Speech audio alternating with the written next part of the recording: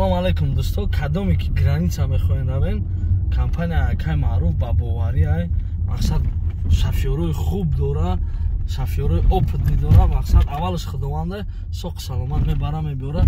Ҳатман занг занед, кадоме ки граница мегзаред, занда бошед. Салом алейкум бародарони аҳли ислом. Хоб барои граница информация имрӯз число ина 3 октябра 6:29. Ина ҳамин мошинои радноҷоно ки граница рава марҳамат занг занед, иншоаллоҳ дар хизматем. Ана метро Люблино 4 выход. Ина и улица Совхоза, дом Челино. Полный иншоаллоh насиб бе очрат мебарем, мегзаронем, мебем. Марҳамат занг занед, иншоаллоh насиб.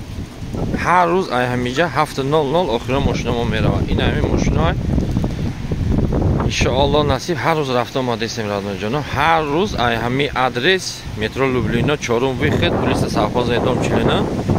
Ина ҳамин мошинамо мерава. И только ин мошино мақсад чанд намуд мошин дорем, ҳама 4 та 5 та ҳар рӯз мошин дорем. Марҳамат занг занед, соқ саломат ба хоси худованд мебарем, мегзаронем, мебем. Дар таможни, дар гаи мақсад полный худомон иншоаллоh насиб. Ҳамин депор запрет надошта бошен, дига проблема решат мекунем. Панотон ба худо занг занед. Салом алейкум дӯстон, салом алейкум ба кулли подписчикон. Имрӯз набори мо дар бораи ҳамин бобой як апашкамора илтимос кард ки ҳамин набора кунем. Бачаи бобой тӯли 30 чанд сол мешава айхона бедарак шудаган дар шаҳри Уфа. Намеоянд, хабар намегирам мусафеда. Орзуи мусафед чиаст? Дидори фарзанд. Кадоме ки ҳамин падар дорен, модар дорен, ин кора ҳеҷ гоҳ накунен. Ай ҳама хоҳиш мекунам видеора падилица кунен, то дигар бародаро бибинанд, ин кора дигар накунанд. Апаҷон, шумо нақл мекардем ки кадом сол чӣ ҳодиса шуд? Ҳамин бародаратон места шумо? Акатон. Номаш, насабаш? Самира Зиёев Бегали Раҷабалиёвич. Соли таваллудаш 17 марти 1962.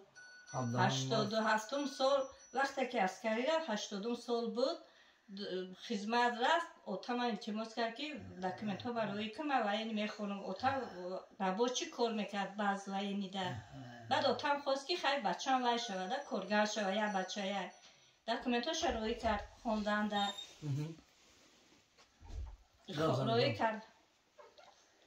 роӣ кард ша о дар Боҷонда хизмат мекард, хондам унҷода. моҳи 1087 моҳи ноябр бояд тамом мекард, хона меомад, тамом карда вишиваини училиша. Аввал як татар қатишинос шуд, Уфа рафт, наёмад хона. Баъд отам рафт Уфа, кофта зимистон рафт, кофт, хонаи мардум да хо рафт, азоб кашид, бачаша ёфт, дид. вақте ки отам мера, бачаҳоя мегрезонад.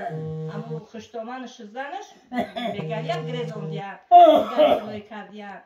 баъди отам маҷбур мекард ки агар ки нахоҳе, ман як моҳамҷа местом, бачама меёве, агар ки биёре, ман ҳамин як ҳафта местом мерам. баъд маҷбур мебиёранд шав, соати 1 шав, отама мебинад, 2 рӯз отам қати места.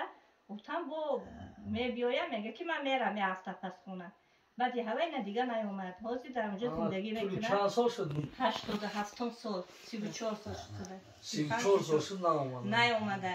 2 та фарзанд дорад, 2 духтар, Дилором, Гузар. Фарзандош дар куҷоя? Фарзандош Қатиша. Қатиша. худаш коргари калон. Ҳамун зани татар шуд? ҳамун татар. ин бобой чӣ мехоҳанд? бобой чӣ мехоҳад? бобой фақат дидори фарзанд, дигар ягон чӣ не. бобой мехоҳад ки бачашон биёяд. модар вақти модарам гузашт, мо адресоша через як одам ёфтем, ҳамун Уфа. яктам хеле ранги шувоя одам қайд вай кард, телефон қатишинос шуд. ёфтем, духтар тавон рафт, 3 рӯз қатиш истод, ваям ваъда дод ки ман хона мерам. ва мо сои маърака учома карданӣ шудем, гуфт ки 9 сентябрда кунем, ман мерам хона. мо сентябрда мондем маъракая. гуфтем биёяд, ман телефон кардам 1 сентябр, ака биё 9 сентябрда мо маърака дорем. гуфт ман наметавонам рафта, ман ягон сом пул роӣ мекунам. ман гуфтам акаҷон, ҳамон пулта раҳпилӣ кун, хай зантай, духтартай, хел биё. به حالا تموم اکاز ما تلفن میکنیم شه تلفنش هم میکشه نمیگیره یگان سببش در چی باشه نمیدونم سببش چی چم تاتر گرفت از تموم یگان جنگ یگان نه گپلیش جنگ ها یگان کش دیگه اوچای من حق فرزند بود مصطفی چند رفتن مصطفی ناز 101 بابا 101 ساله طول 34 سال میشه در منتظری فرزند شد باور کنین وقتی که این حالتی که شما میبینین در ویدیو میبینین این اشوه نیموی دیگه خیلی بده این اجا پشکو گیره کدیسی اندازه مقصد این به حد دشوری کاره در یا بار فکر کنید برادر که جای دستی پدر انا پرتایی حال نزده باید چرا 101 ساله مصطفی یگان چای تو خواهش ندارم برات دیگه جای باشی همین ویدیو ما را دیدی اگر که نتونی اومده بلیت تمام میگیرین تو دعبران نه بلیت هم میگیرین بلیت دکلای ما مرحمت بیا مصطفی در خبر دیم آدرس دیگه جو باشه او فهمده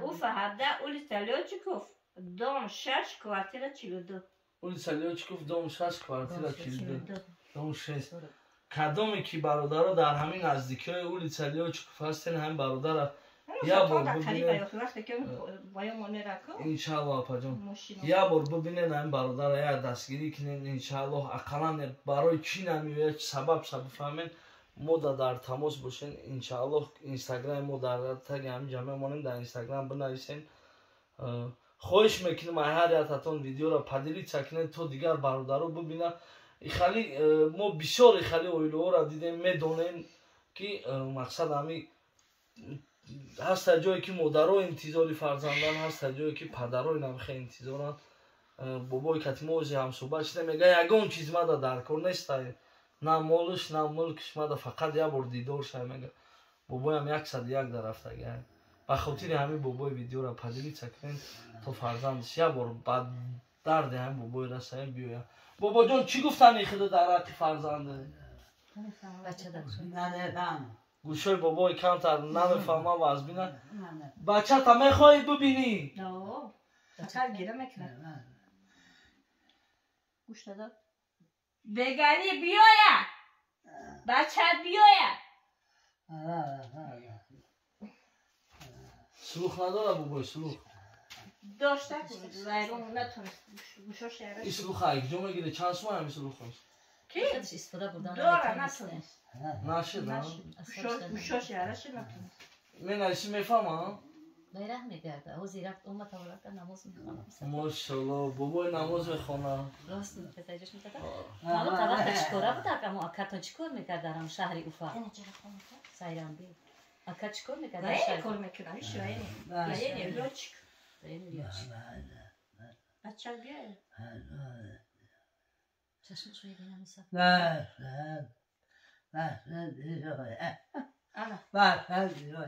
بچت بیایم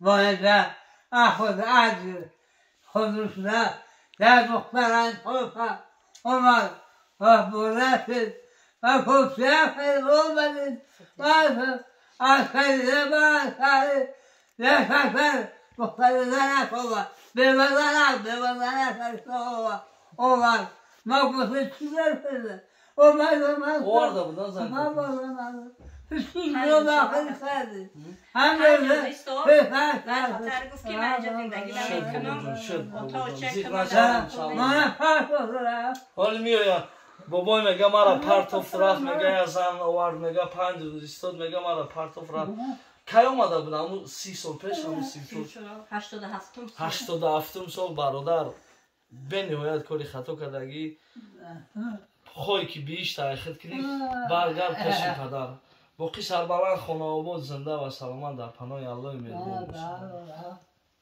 سلام علیکم دوستان کمپانی تاکس ترانس اگر کدام میخواین زودتر و تیزتر بوران کنین این مردم 10 روز پس انشاءالله اولش خداوند با روی کدیسیان مرحمت بدورین کامنتار یادم نمبرشون هم میمونیم در روی اکران هم هسته بعد شهر بسیار رو هم با تمام جای قریب تاجیکستان روی میکنم قریب با تمام جاش ما خشکو گوش کنیم در روی اکران میبینیم کدام شهرهای با سربلند خانواده زنده و سلامت باشیم لایک